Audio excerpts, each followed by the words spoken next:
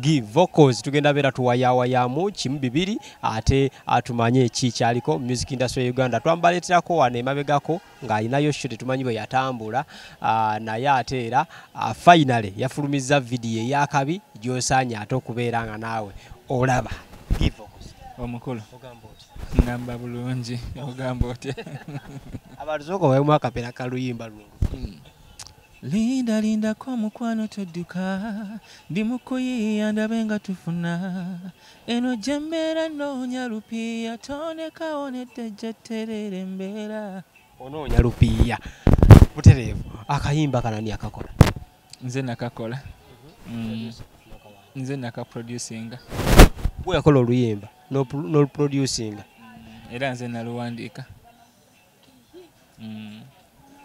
n'omutima omubi lwaki otegeeza ki tuyagala wa ku bantu ku ssente by the way ngabira ddala ssente besides that lwakuba nti music wange ndi quite critical ku kiki kyemba njagala for example mubamu olimba luwulira nga message nnungi nnyo naye nga bivuga ebaluwadde tebijjayo message kati oli nga azina ngenda kwa example y'olimba lwa abasinga obungi bazinira ku limba lwa Toddy Hey Toddy Senzen what shall we do abasinga obungi bazina naye tebamanyi batulimba lwa sirimu okitegedde soreke olimba atuli lwa sirimu exactly so kakati nze njagala nnyo ebiseera ebisinga oluyimba nga message eri mu luyimba n'ebivuga byogere message eyo bwe luba lukaaba lubeere nga n'ebivuga bikaaba bwe luba nga lwakuzina lubeere nga ne message yakuzina so I get that challenge with certain producers not all producers but ngabamu ye kasita kulya nga yimba bulungi gaga kale kankuteremu kati kino kye kiriko kati gwe n'olwana ne message kati omuntu akanyagamba ndimba nga teruvaayo kiki naye nga that's where the problem is so kati enyimba zi sensitive naddala nga luno at times neetaaga okwekwatiramu however much I also do research from abansingako mukubira nemugamba nakyenkozesa okowuliremu naga atereezamu wano yes so video ekifaananyi ndaba kirungi nnyo ani yagikola video bamuyita Clark. He's a very good guy. Clark is a very good guy. Yeah. Tubala videos zolina. Eno yesoose oba ina enda. Eno yesoose officially. Official oyingidde mu kisayo kya entertainment obulungi ng'ovudde mu biri eri kati oyingidde bineeno. Bulijjo ndi mukamoli kati nvudde mukamoli. Kisinza okuwaliriza okugamba nti no leero kanneesooleyo nzijje direct. Music afudde. Music afudde nti we no longer have music asobola obeerawo emyaka egiwera we no longer have music ayogera n'emitima gy'abantu naye tulina music akyamula obusamiza omuntu ate muntu jako mukyamuka n'okuvaako music obudde buno abayimbi gwe bayimba just ali awo bwate okukyamuukiriza naye si music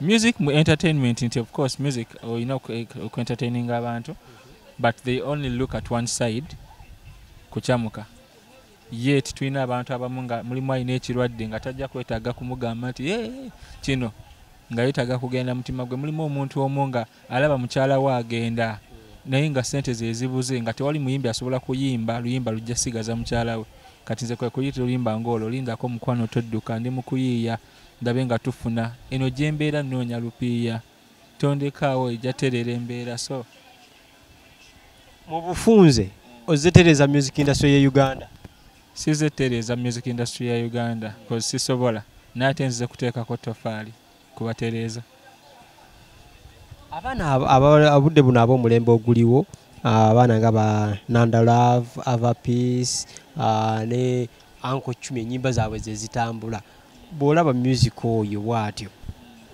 kiki omulowoozaako olaba edda bwe twalinga tusoma batubuzanga oyagala beera ki mu future ffenna tuli mu klasi y'emu ogenda okulaba mulimu aganja abeera doctor mulimu ayagala obeera pilot mulimu nayagala obeera conductor so buli omu alina ekirooto kye okusinziira ku target ye kati ne audience gy'obutagetinga for example Chumi alina audience gy'atagetinga nti nze saagala kubuulirira naye njagala abantu babeere nga bebandaba vibe that is her so whatever she's doing in her line is okay kati nange nzijidde mu layini yange yes ennyimba zo bwe tutunula oluyimba luno ne tunulira oluyimba nga olwa Eddie Kenzo olupya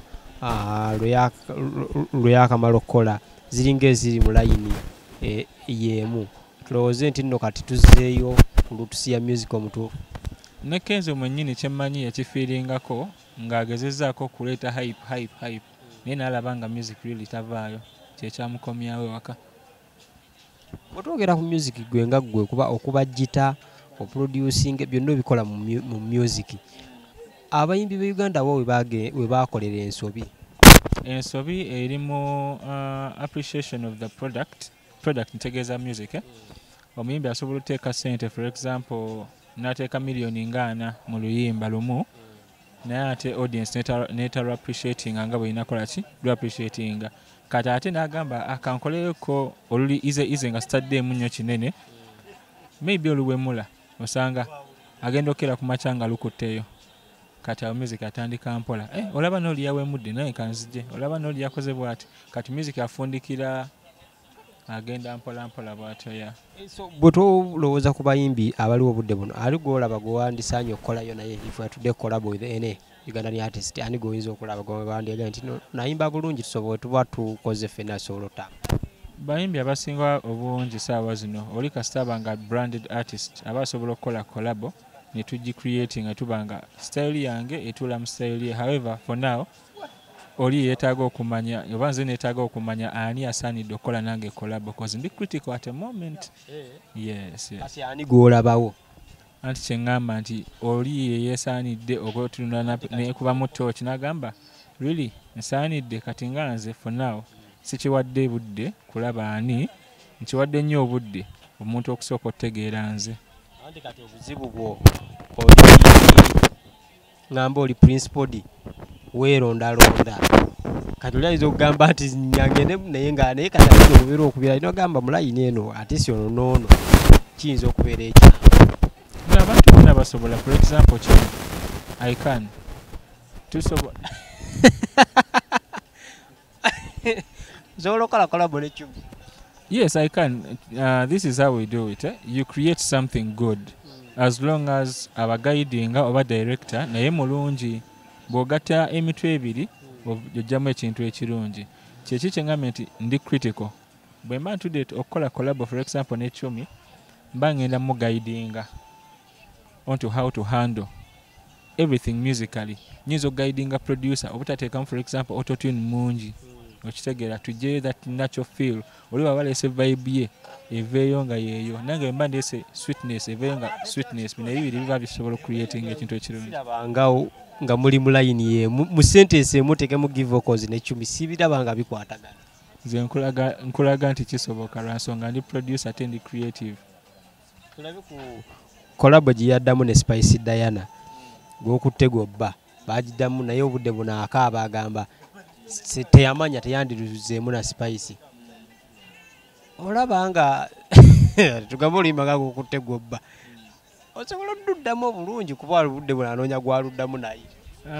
Si kirungi kunoonya nnyo omuntu gw'oddamu naye luyimba, then ekirala olina okubeera ne dream. Kyenatandise nakyo nti buli omu alina dream ye.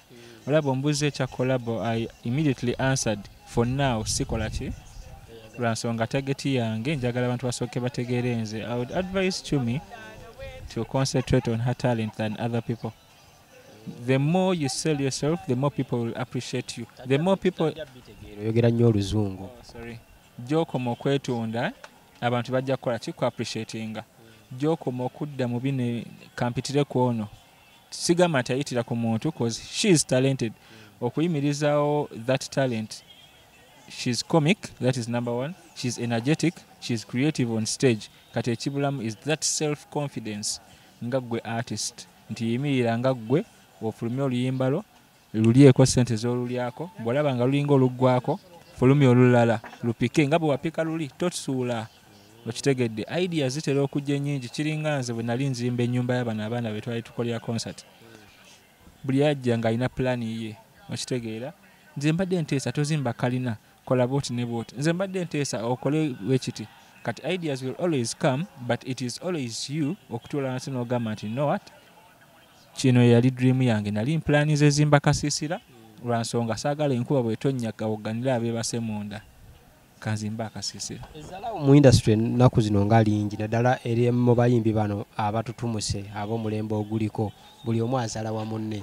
like yavuddeko yagamba acidic vocals yagamba Biswanka nti simumanyi Biswanka n'agamba oluyimba lwange lwenina lumu lugatta kaliyayo yonna soke n'abayimbi abo bonna obamanyi bamanyi yes mumanyi bombi bamanyi yes ezzalawuli lino lira kyetibagattako nga mmwe abajja bonga bo kyeki kye nagambye nti music ali fani buli olaba nga music tateredde message tetuuka mu bantu bulungi otandika okulowooza how to pull people kati ogenda pullinga abantu by answering unnecessarily oba okuddamu nga tolowoozezza kati nze nga nze nandirowoozezza nnyo focus ebeere ku music waabwe okusinga ocreating our such situations yes oli muyimbi asiyinza butakubuuza nga tuwumbawumba muyimbi munno Fikigaza obudde buno ali mu mitawaana ogenda kola otyo okulaba nti nno because buli muyimbi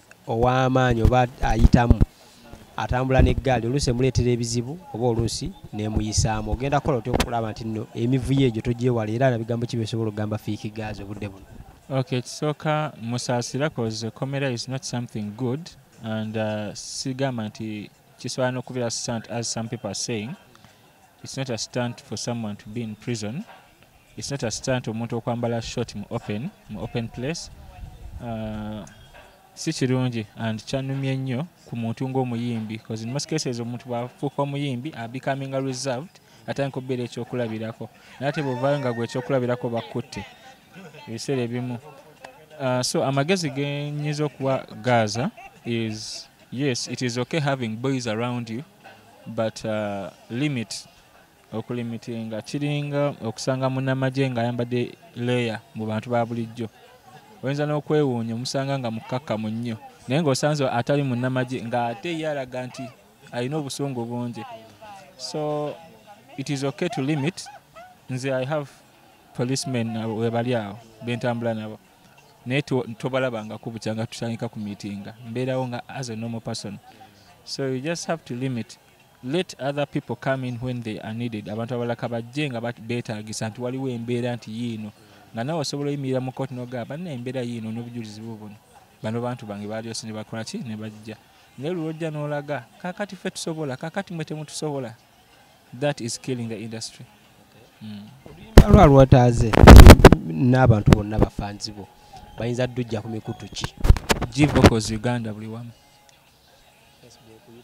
yes G-Vocals Uganda buli wamu YouTube Facebook Instagram Apple Music everywhere G-Vocals mu G-Vocals bana Uganda kati koolesi kano bagenda kagala teba kubanja akalala basuubire ki ekisooka nzo mu kubayimbi bwe man staging a performance eri unique and creative etali ngeza bulijjo simanyi oba waliyo mu concert yange last time yeah I said something unique and different so temba musuubira for now naye kati amawulire gembawa buli muntu oli eyo nga oli mwami oli mukyala nga omanyi okola naye nga you feel like you're not appreciated oba you feel like partner wange ayinza okunvaako lw'embeera ekoluyimba luno lutaase amakaago lutaase partner wo in most cases omuntu embeera leero 225 aba ali bubi naye tomanya 226 abeera atya amina yanziza basaba ne banyawo munoonyeeko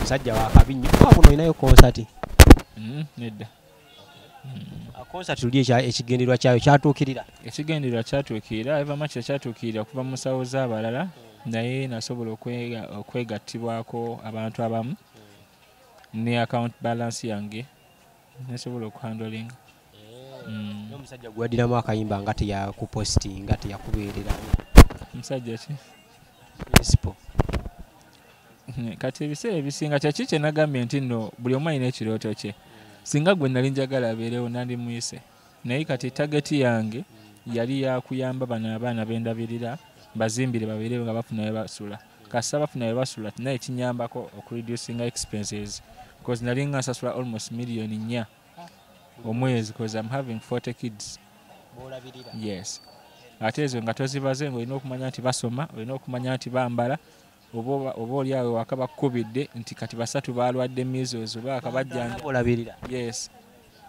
nange neeremereddwa omu Ukigula otya? Nandikugaseeko lwakuba nina emyaka gye nkomako.